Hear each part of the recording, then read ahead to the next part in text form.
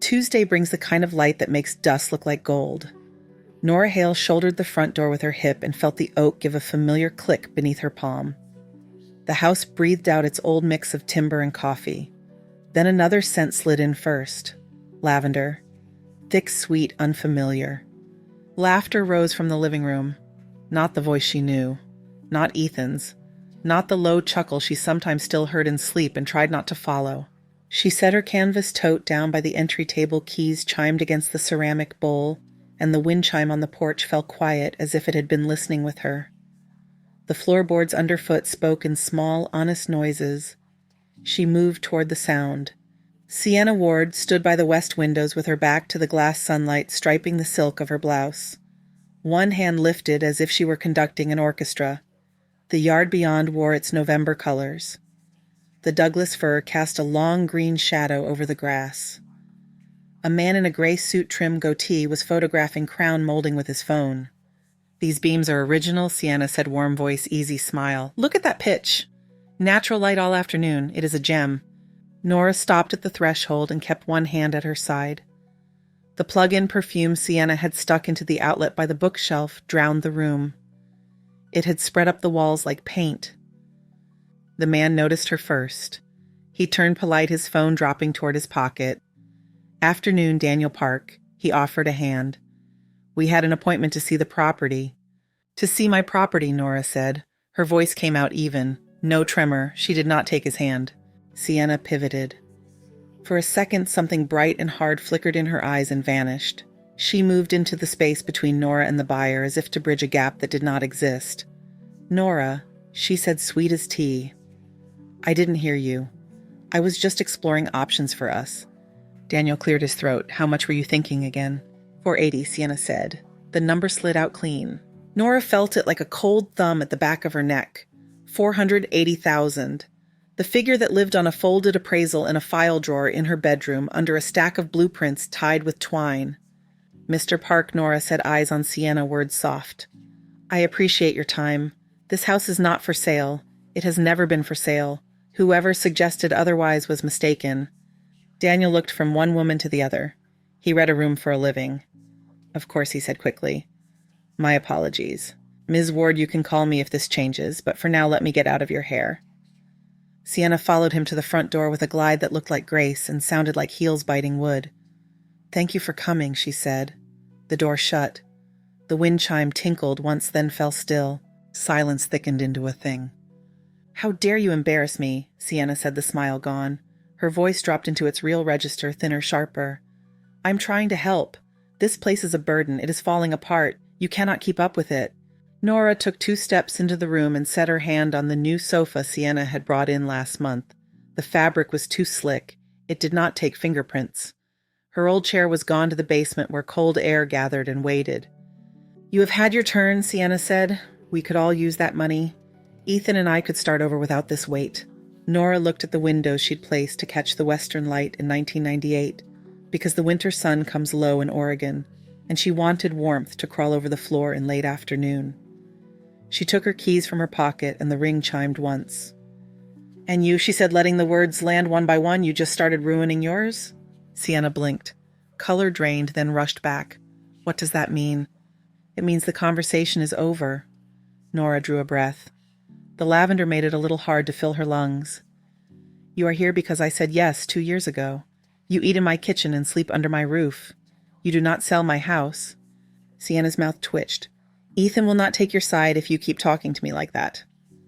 "Then we will not make him choose," Nora said. "We will be quiet." Sienna stared at her for a count of 3, searching her face for softness. Finding granite, she set her jaw. Then she smiled again, a mask sliding back into place. "Dinner is at 6, she said, and brushed past perfume trailing like a ribbon. Nora stood until the air stilled. The room held a little of every year she had lived here. Tom had cut that baseboard with a handsaw on their 3rd weekend in the house. She could see his pencil mark if she leaned low. The beam above the fireplace had her own chisel scars on the underside. Her palm remembered the weight of it when the 2 of them lifted it into place. The house was a body, and she knew where each tendon tied. She went to the entry and picked up the plug-in. The plastic was warm. The prongs left a pale mark on the paint. She set it on the table face down. In the kitchen, the good china was in the dishwasher with lipstick glazed on 2 rims. A highball glass with a crack stood near the sink, half an inch of rye gone flat. The fridge hummed and the cold light made the lettuce look plastic. Nora opened the bread box and took out a heel of sourdough. She ate standing up. One tap of the toe kept time to nothing. Upstairs, the hallway ran quiet. The air changed back to its old shape. Her room held the blue a winter afternoon likes. On the dresser lay the ceramic bowl Tom had made at a community center class in 1992. The clay had a small thumbprint in the glaze where he had held it wrong while he carried it to the kiln. She placed her keys there, and the chime sounded like a memory. She pulled the closet door and let the cedar smell rise. Behind coats, behind a plastic storage tub full of photo albums, there was the file box, the twine, the vellum edges that had yellowed. She set the box on the bedspread and opened it. Graphite smudges on fingertips felt like an old habit. The blueprint for the west wall held a coffee stain that had bled into the margin. The pencil note in the corner read, "Winter Sun at 3:35 p.m., tucked into a tiny box." She caught the skinny satisfaction of her 33-year-old self in the handwriting. A car door closed outside. Voices floated up, a man's voice low, a woman's cutting a little too bright. Ethan's step, she knew. The way he let his heels strike a beat too hard when he was tired. She closed the file box and slid it back into the closet. She shut the door and waited for the voices to pass the foot of the stairs. They did not call her name. Another first. Nora crossed to the bedroom window and looked down at the yard. The fur moved with a wind she could not feel. The old iron bench on the patio had a ring of rust where the legs met the stone. She touched the glass. It was cold even through the afternoon sun. A blue jay hopped along the fence and knocked frost out of a knot. She sat on the edge of the bed and unlaced her shoes. Her hands were steady. She thought she was angrier than that, angrier in a way that would shake a cup. Instead, there was a deep, still pool. It had the feel of a place where choices waited. Downstairs, a laugh lower now floated up and broke. A cabinet door banged. A drawer slid. She stood and opened the closet again. Not the file box this time. The small metal safe in the back on the floor under the hanging clothes. She had put it there after Tom died. Bills, titles. The first sketch of the kitchen window with a pencil line so straight it still bullied her to stop and admire it. She lifted the safe and set it gently into the light. The faceplate showed a thin semicircle of dust where her hand usually touched it. The keyhole winked. She bent closer. Around the lock, under the dust, the paint carried hairline scratches. Not the soft swirl of keys being fumbled. Not the mark a ring makes. These were fine, straight patient. A tool had kissed the metal. The circle of dust was interrupted by a faint crescent where a hand not hers had rested and brushed away what it needed to. Nora pressed a fingertip to one scratch and felt grit. Something dry lodged in the edge of the keyway, caught the light like mica. It looked like gum rubbed thin with a coin. The wind chime on the porch rang once, a single clean note that did not belong to the breeze. Nora looked toward the door. She slid the safe back into the closet recess, eased the clothes in front of it, and closed the door. Then she turned the lock on her bedroom and turned it again. The lavender in the hallway had already crept under the doorframe. It braided with cedar and old paper and the cold of the glass. She listened. Shoes moved below. Voices sank. A phone vibrated against a hard surface, and she heard Sienna's voice fall to a whisper. Nora sat on the bed with her hands on her knees, palms warm against denim, and let the wordless sound of the house settle into her cells. The keys in the bowl cooled. The light inched down the wall and turned the corner of the blueprint box to dull gold. The scratches around the lock shone once in her mind and held. She stood across the room and looked at the door handle. Then she lowered the deadbolt on instinct and watched the brass slide into place with a soft click. Outside, the wind shook the fur and loosened a spray of needles. They tapped the gutter like dry rain. She went to the mirror. A woman looked back with gray threaded through brown with pencil dust ground faintly into the lines on her fingertips. The woman lifted a hand and brushed the stubble of graphite away. Her palm left a clean trace at the edge of her jaw. The wind chime sounded again. Not a song. One note exact as a metronome. Nora picked up her keys, weighed them, and set them down again. She opened the top drawer of her dresser. The brooch, shaped like a maple leaf, lay on black velvet. It caught the late light in a single hard glint.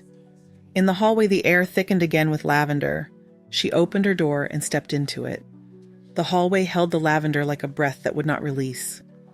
Nora stepped into it and felt it slide over her skin. Downstairs, pots touched pans and the refrigerator door thumped shut.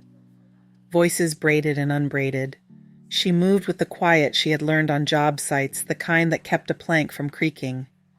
In the kitchen, Sienna stood at the range, steam lifting from a skillet. Ethan leaned on the island phone in his palm, smiling at something on the screen.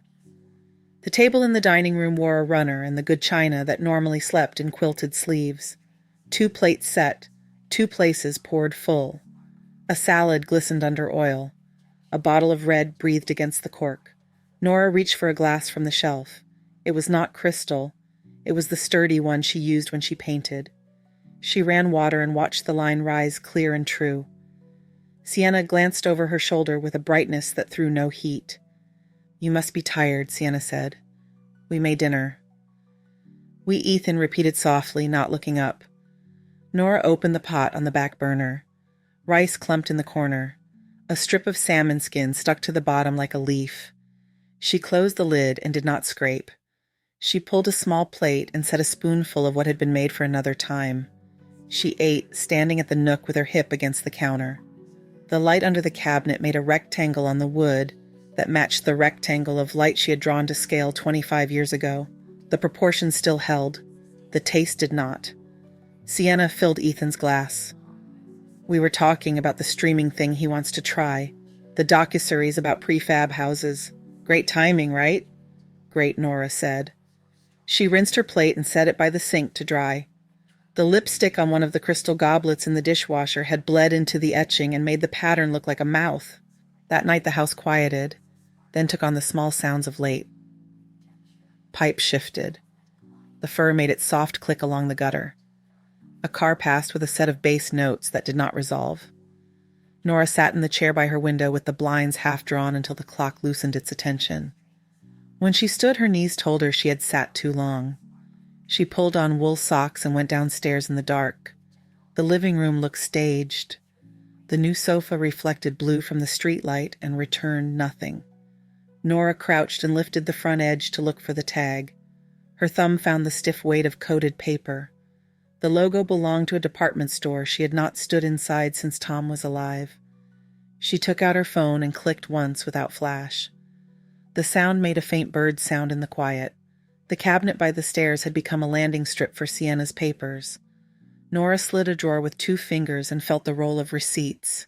She kept her breath level and read numbers. $4,200 for the sofa she had just touched. $1,800 for a television that waited upstairs in Ethan's room. $1,200 for a dress, a necklace. Names of stores that marked zip codes she did not live in. At the back of the drawer, a small accordion folder fan opened. Bank statements with Sienna Ward at the top and balances that climbed. 32,000 due, 24, 18, 15. The totals spread like water. Nora lifted each sheet by the corners and let her phone hold a copy. In the light from the window, her hands looked like her mother's had at the sink, tendons, visible knuckles, white as shells. She set every paper back at the same tilt, the same distance from the edge. The study down the hall had been Tom's. His drafting table had once lived under the window. Now a white desk sat there with a mirrored tray of perfumes. The rug was new and too slick under Nora's socks. She opened the lowest file cabinet. A folder held printed emails. Nora skimmed the subject lines. Inquiry into power of attorney for incapacitated owner.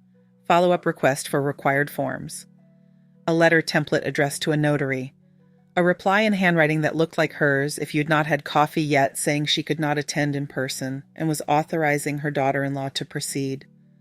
Nora felt the tilt of the world. She photographed an order.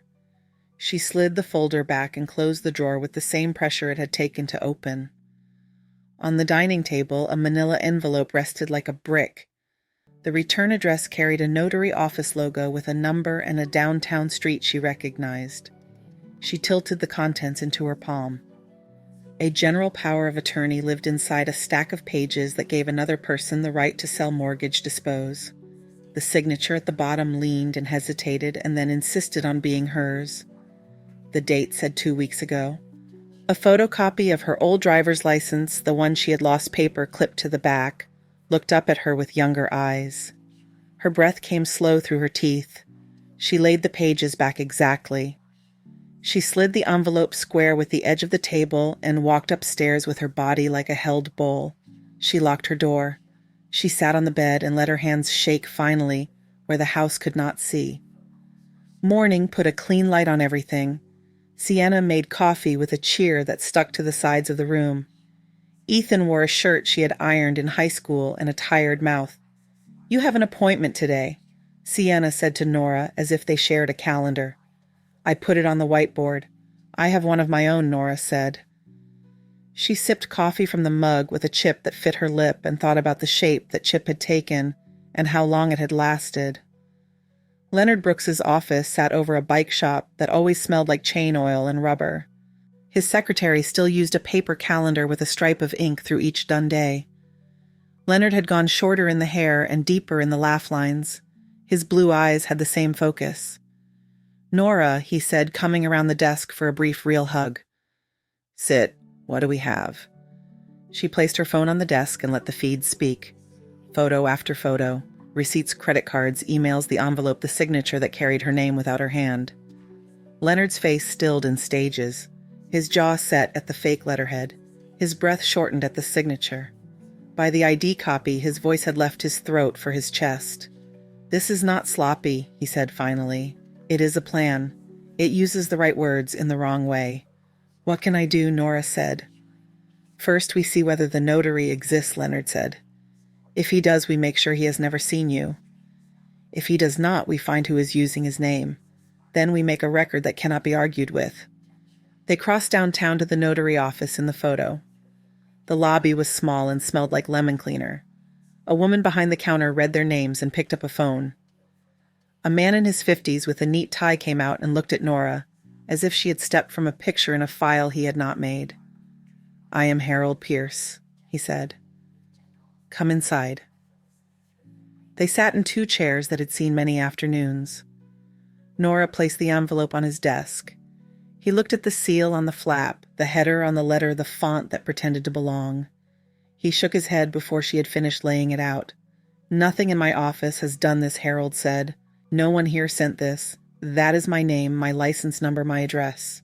The rest is a mask. Whoever made it tried to wear my face." Leonard gathered the pages back into the envelope with hands that stayed careful because care is the only way to touch a thing like this. Harold wrote down what he would do and when and what he would say to the right person. He looked at Nora and saw a woman who had brought a house into a world that did not welcome houses like hers anymore. He walked them out to the hallway, as if his door held weather, and he did not want them to carry it. On the sidewalk, Leonard put his hands in his coat pockets. "You are not alone," he said. "I know," Nora said. She looked up. The winter sky in Portland sometimes holds the color of a ripe pear just under the peel. Today it held a flat gray. She preferred flat. It did not lie. Back home, the living room had been reset. Another throw had appeared on the new sofa. Sienna had placed a stack of interior design magazines at the edge of the coffee table, as if the house were trying on looks for a show. 2 women Nora did not know sat on the rug with a laptop open. One of them looked up surprised, then turned her gaze to Sienna. Mom Sienna called from the kitchen, bright enough to carry, soft enough to cut. "We are having a little meeting. We will be out of your way." Nora walked through the room she had paid for with shifts and weekend labor and nights spent tracing lines until graphite lived under her nails. She opened the pantry and took flour down to make bread later, not because anyone needed bread, but because the action had put her into herself for 3 decades. The neighbor from 2 houses down, Jean with the border collie, paused at the window and waved. When Nora stepped onto the porch for a minute of air, Jean lifted her eyebrows. "Busy at your place," Jean said. "Looks like a broker's open in there." "Just visitors," Nora said. "Smelled lavender from the sidewalk," Jean said. Used to love how your place smelled like cedar and coffee. Nora smiled and felt something in her chest tighten and loosen by turns. Things change, she said, and the words did not sit long enough to attach to anything. She went back in and closed the door. The wind chime answered. She set her keys in the bowl, and the ring sounded once, then again, the second time softer. Her phone vibrated in her pocket near dusk. She was in her bedroom, the blueprint box open to a sheet that had the kitchen window drawn as it had been built, and not the way it looks now. She pressed accept. Leonard's voice came in without preamble. "I had my guy look at Sienna," he said. A pause, the length of a single breath. "Nora, he found something that changes the outline of this." "What did he find?" she said, and waited. "She is already married," Leonard said. "There is a certificate in Harris County with her name on it." Leonard did not look away when he said it. Already married. The word already settled in Nora's ribs like a nail. She let the breath leave slowly, the way you ease a door shut when the latch is brittle. "Name," she said. "Harris County. Husband is Miguel Alvarez," Leonard said. "Mechanic by the look of it." The bike shop downstairs sent a bright chime up the stairwell. Rubber smell drifted through the open transom. Leonard folded his hands and waited for her to anchor. "I hear you," Nora said. She stood. The chair made a small, tired sound. "We need clean record," Leonard said. "No doubt no," he said, she said. "We put eyes in your house. We give you a recorder. You do as you do. She will do as she does." A man from Leonard's network met them after dusk in Nora's driveway. He wore a canvas jacket and carried a toolbox that did not look like one. His palms smelled like citrus cleaner. He moved through the living room, careful and quiet, the way a good Finnish carpenter lays a line. Nora watched the tiny cones of adhesive bloom from a tube the size of a marker. He set a button camera into the spine of a tired paperback on the shelf. Another, no bigger than a pea, looked out from a fern. A third lived in the lip of the kitchen clock and watched the notch of the dining room. The laptop on the island showed a grid of her rooms in soft gray. Everything had a date stamp. Everything had sound. "For you," he said, and placed a small velvet box on the counter. "Color is the same as the one you wear sometimes." The brooch looked like a maple leaf caught in hard light. Nora pinned it to the collar of a plain blouse and stood in front of the mirror. The lens hid in the stem.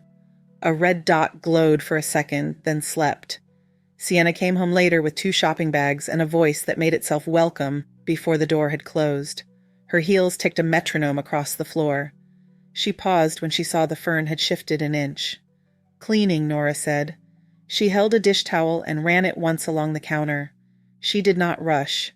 Sienna blinked, then ran a fingertip over the backsplash as if checking dust. "It needed it," she said. "Thank you." The next morning, Nora misplaced her keys on purpose. She asked Sienna twice where the coffee filters lived, then looked embarrassed at the second answer.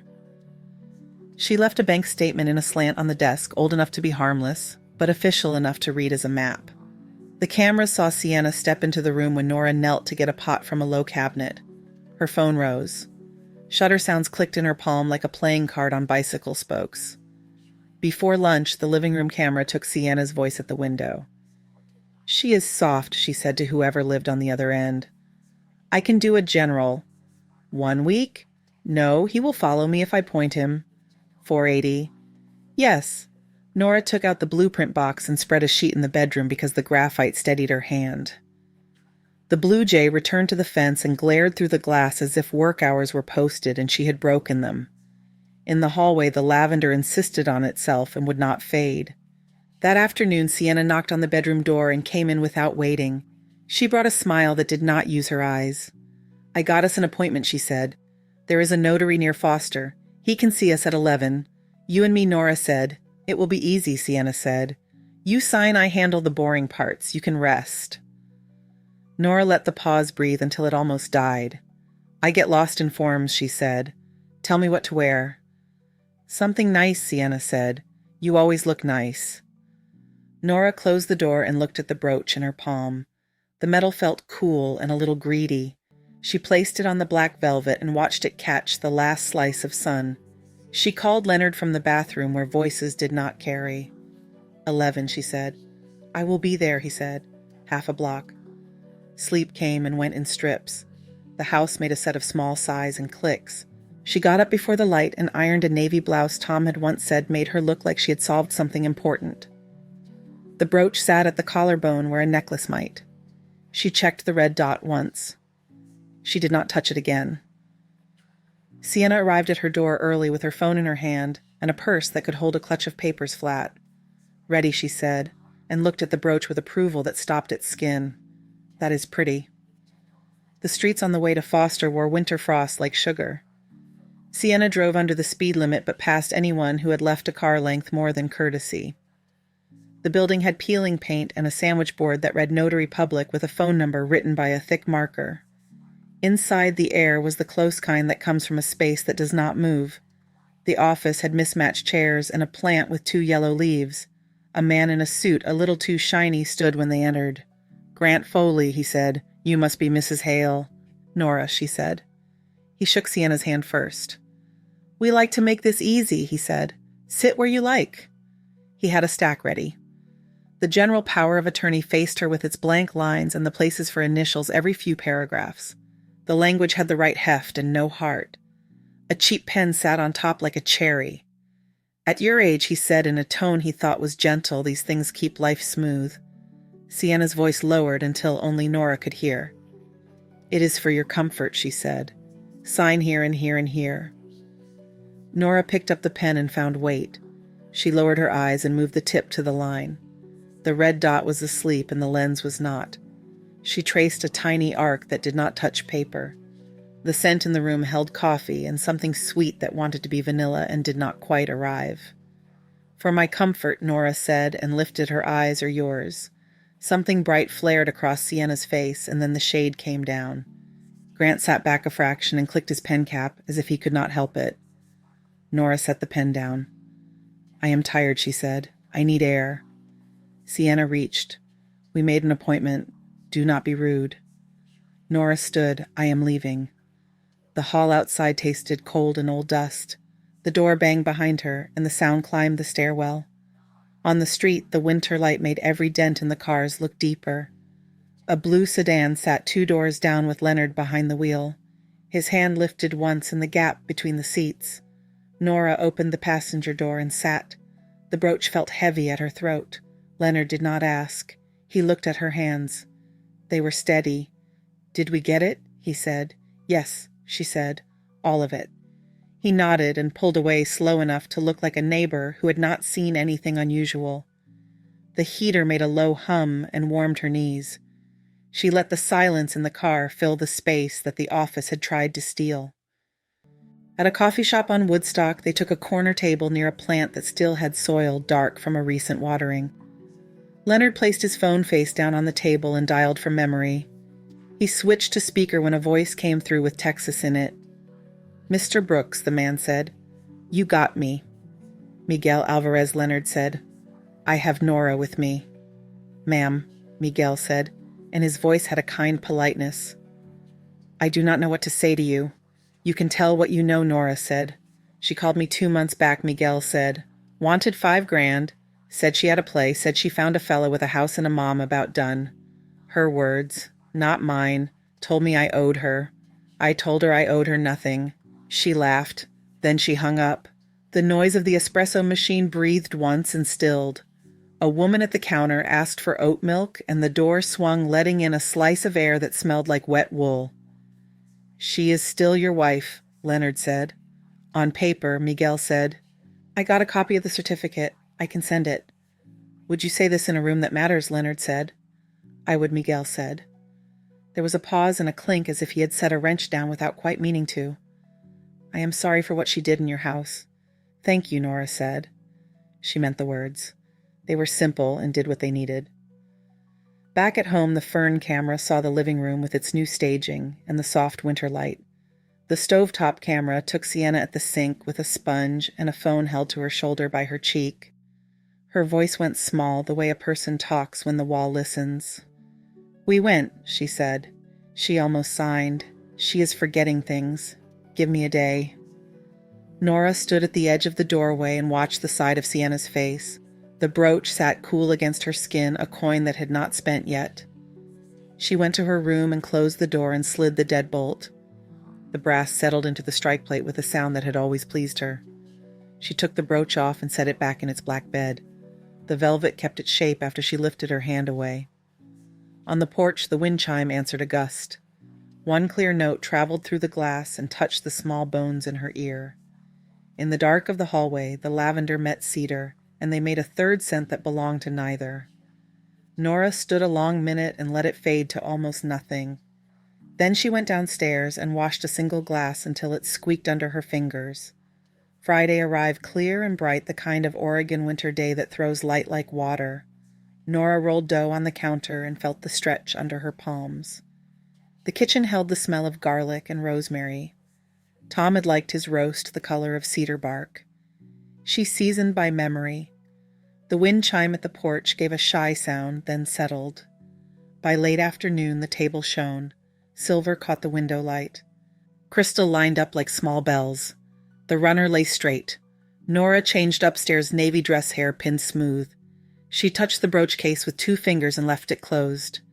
In the mirror, the lines at the corner of her eyes looked like careful plans. Ethan stopped at the foot of the stairs when he saw her. "You look great," he said, as if the words had to climb out of a deeper place. "Thank you," she said, and kissed his cheek. Sienna came down in red cheeks, bright perfume sweet. "Gorgeous," she said to Nora, and meant the table. Her eyes moved over the crystal, over the platter of roast, over the candles not yet lit. "Look at this." 7 struck. The bell rang. Nora answered the door with her hands clean and her voice steady. Leonard stood there in a dark suit that did not try to impress. He carried a briefcase and a small bag that could have held a projector. "Evening," he said, and his smile was for Nora alone.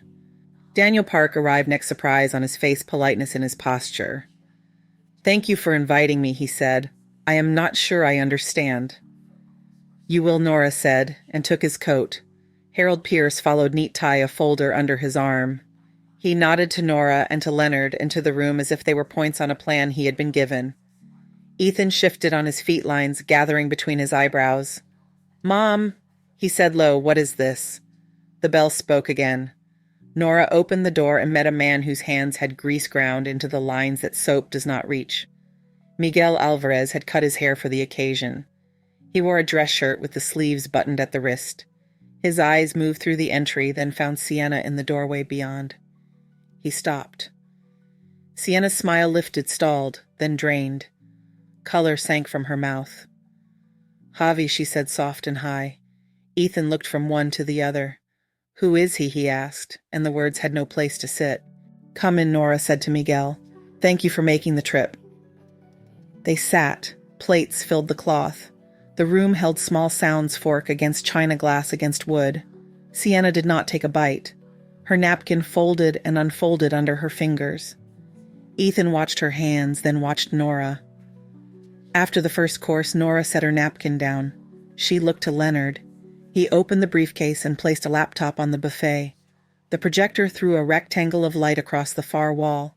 The hum filled the room like a low note. "Mr. Park," Leonard said, "thank you for coming." "Mr. Pierce, thank you. Mr. Alvarez." "We appreciate your presence." Nora stood and faced the wall. "We are going to look at some documents," she said. "They are about this house. They are about who has the right to touch it." The first image filled the paint. Harris County, Texas marriage record, Sienna Ward and Miguel Alvarez.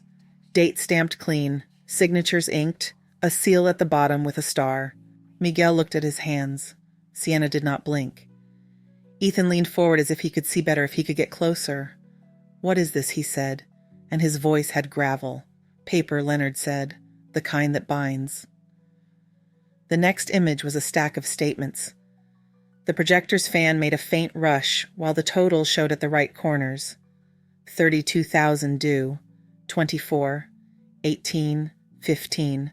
Names of stores, dates that matched entries on Nora's bank withdrawal printouts. Leonard laid the images side by side with the ease of a man who has done this in rooms that smelled less like roast and more like old carpet. "Those are mine," Sienna said, and a laugh tried to leave and did not find air. "Everyone has debt." The third image shifted to grainy video. The living room from the shelf camera. Sienna in a white sweater entering Nora's bedroom when the house believed it was empty. The phone glinting, the drawer opening, the way her hand went to the file box as if she had known exactly where to reach. The study camera showed Sienna at the desk lifting the envelope with the fake letterhead. The kitchen camera took her whisper at the sink. "She is soft," the recording said. 1 week, 480. Sienna's chair scraped. "You cannot record me," she said, and her chin came up. In her house with notice posted, Leonard said, and tapped a sheet with a small sign graphic on it. "It is lawful here."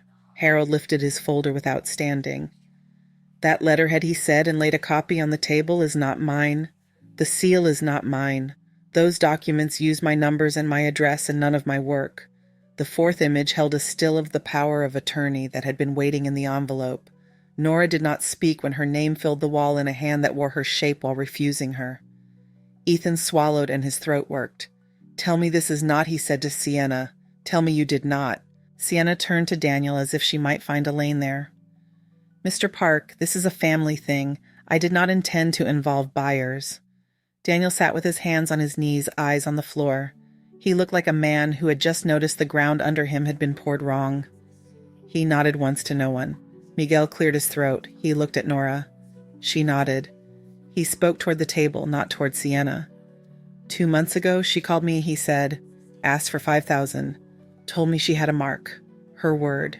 Said there was a man with a house and a mother almost finished. Said she would be gone by spring. I told her no. That is the last I heard of her. Ethan pressed his palms to the table and stood. His chair made a long sound across the rug. Was any of this real, he asked Sienna. Any of it. I love you, Sienna said, and watched his face as she chose the words. You love money, he said, and his voice shook. Nora lifted her phone and sent a message with 2 words. The doorbell rang not long after. Leonard stood and opened the door to 2 people with badges held at their chests.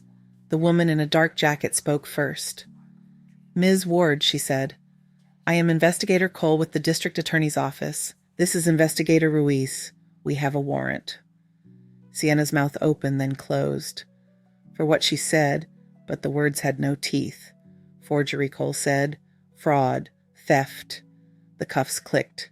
The metal sounded small against everything else. Sienna did not fight. She turned her head and looked at Nora with a flat gaze that had lost its charm. You will regret this, she said quiet. Nora held her eyes. No, she said. I am done with regret. They led Sienna through the entry. The wind chime gave one clean note as the door opened.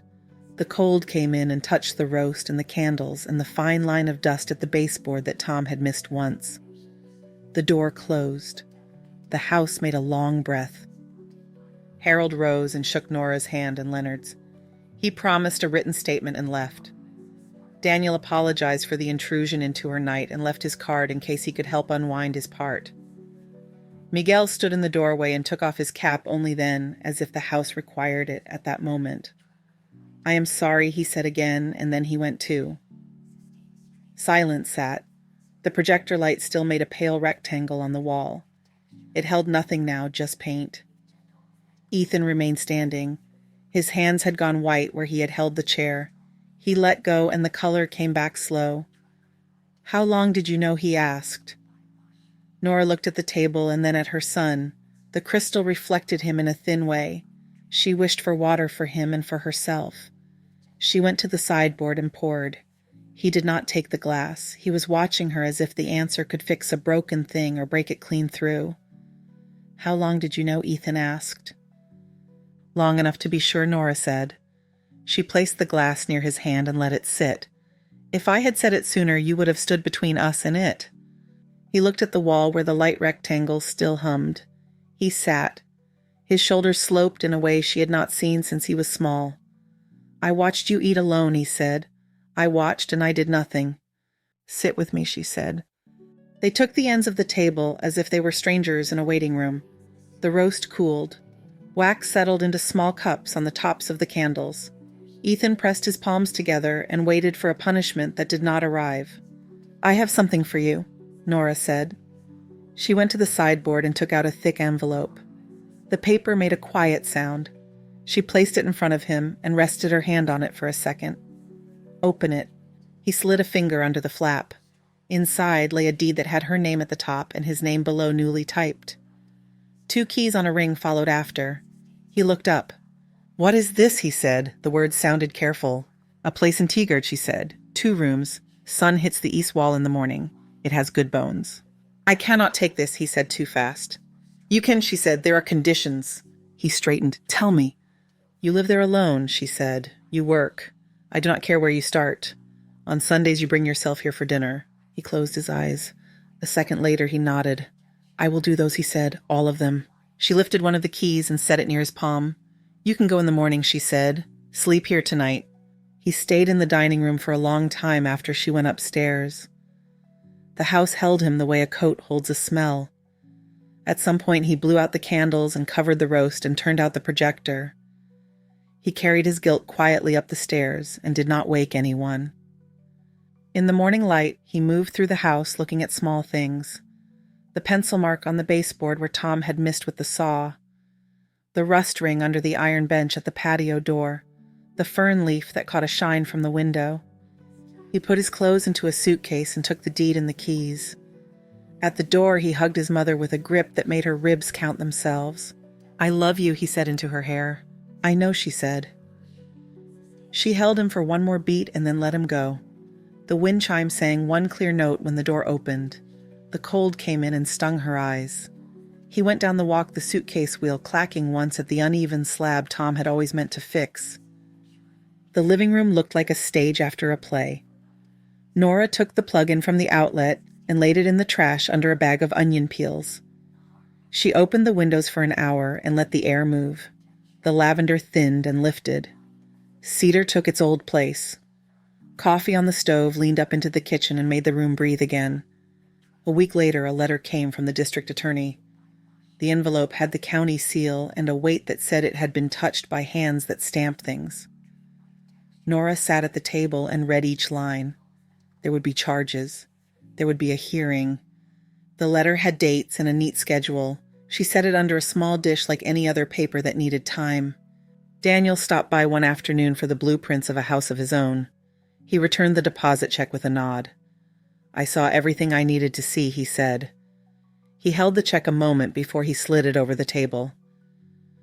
"I am sorry you had to do this in your dining room." "It is the only room that knew all the people," she said. He smiled at that and left.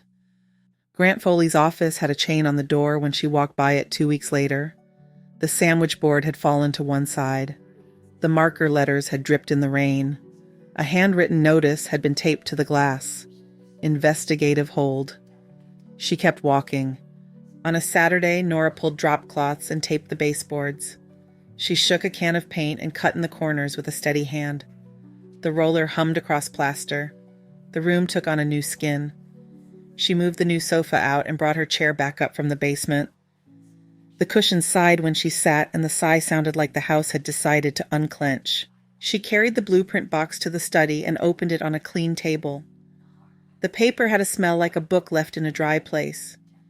She pinned a sheet and taught a class to 3 women from the block who had sent messages through Jean and then showed up with notebooks and pencils. One had paint under her nails and a better eye for line than she knew. They spoke about light and about how to read a section.